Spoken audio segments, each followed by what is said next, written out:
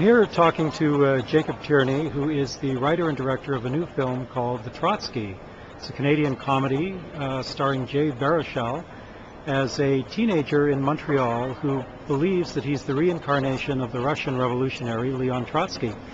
So my first question for you, Jacob, is where did the idea for this story come from?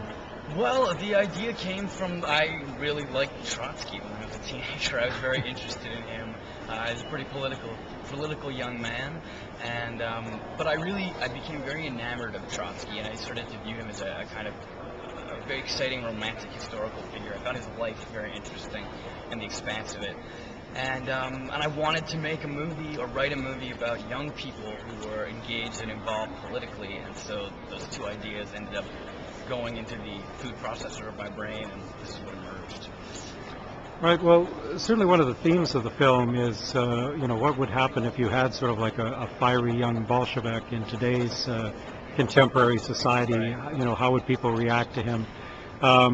Was that something you sort of set out to explore? Yes, for sure. I came to realize pretty quickly that the source of the comedy and the story would come from Leon's perception of himself and then the world's perception of him clashing, and the irony and conflict that would come out of that. So it was definitely my intention to do something where the rest of the world reacted with a variety of responses, but usually kind of bemused humor, I guess, at the way he speaks and the things that he does. Well, certainly choosing Jay Baruchel, he strikes me as if you were actually making an historical, film about Trotsky. He might very well make a good young Leon Trotsky. He's very. Well, it's almost uncanny. The hair, there's a lot of similarities there. Yeah, and just his attitude, the sort of imperious, humorless personality that contemporaries say Trotsky had. Yeah. How did you end up choosing him as your lead actor?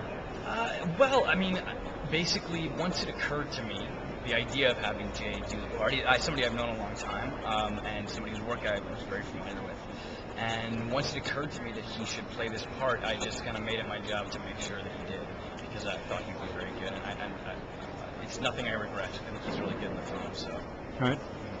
Well, now the rest of the cast, it's this incredible sort of can-con lineup of great Canadian actors, sort of from the past and from the present.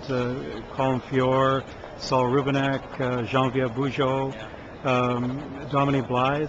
Did you sort of consciously set out to get sort of like, okay, I'm going to get the cream of the Canadian acting world? Or? Well, why not try, right? I mean, it's, I targeted all of those actors for sure. Geneviève Bujold and Marie Cadieux. Like I thought, why not try and see? The worst thing they can do is say no.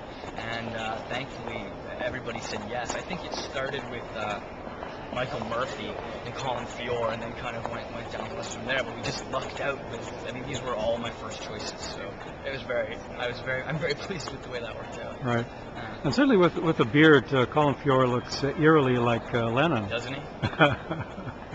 You've never seen Colin Feore in a movie or a TV show with a goatee before. It's worth checking out. Yeah, I was wondering about that. That seems to be, but yeah, certainly his profile. And I know you play with that. Yeah. Well, that was a coincidence. That's actually happened on set. Colin arrived for work, and he had a beard, and he said, "Oh, I think I should," or maybe he already had the goatee. Yeah, he was shaving off his beard, and he had a goatee. He said, "No one's ever seen me with a goatee before. It's up to you. If you want me to keep it, I can keep it. If not," I thought, yeah, this looks good. And then a couple of mornings later, he was just talking to Jay by the sign when we were shooting this high school dance, and my amazing production designer, Ann Pritchard, had done a massive poster of Lennon. And I turned to the cinematographer, I think, Edie Fell, and I said, "He looks a lot like Lennon, doesn't he?" And then we created a shot out of it because we realized we had to. It was too funny. Right.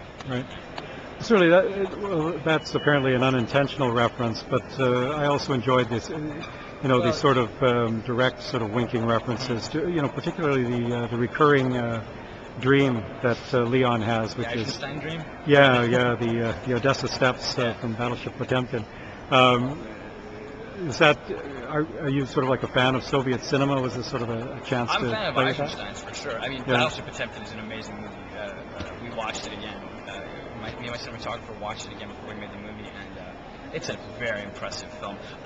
No, I don't have a particular fetish for Soviet cinema, except in the sense that I love Russian art, particularly Russian art 20th century, almost across the board, music, literature, theater, and yeah, the cinema as well. There's some amazing filmmakers there. But no, I was more kind of playing with iconography there. I figured that that's a very famous, it's funny because a lot of the people who see it, even when we were working, were like, oh, you're doing that scene from The Untouchables. You're doing that Brian De Palma scene.